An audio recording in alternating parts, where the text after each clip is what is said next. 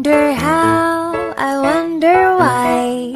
Yesterday you told me about the blue, blue sky, and now that I can see, it's just another lemon tree. We're here at Natanya de la Ia.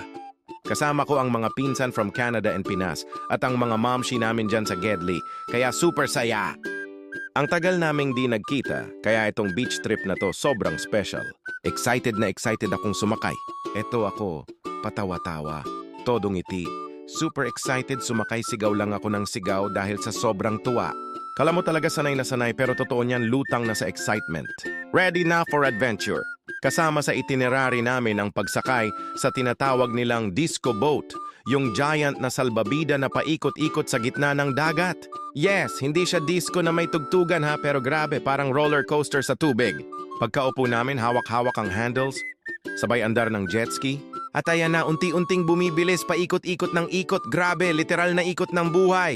Ako pa naman todo sigaw, may pa, wow! Pasauna, yabang ko pa, akala mo hindi ako mahihilo. Pero habang umiikot kami ng umiikot, unti-unti ko na ring naramdaman. Yung tiyan ko, umiikot din. Yung mundo, parang naging blender. Ayun na nga. Yung lakas ng loob ko unti-unting nawala. Pero alam nyo, kahit ganon, sobrang saya pa rin. Hindi ko makakalimutan to. Yung tawa ng mga pinsan ko, yung sigawan namin sa gitna ng dagat, at yung bonding na walang katulad. At pagkababa nga sa disco boat, boom!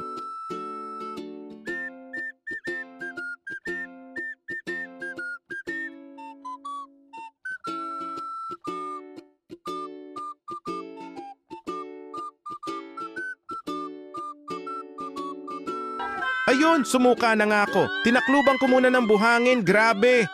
Ako lang ang sumuka pero wait, nag-inom kasi ako bago yan, no? Haha, lambot na lambot talaga ako pagkatapos.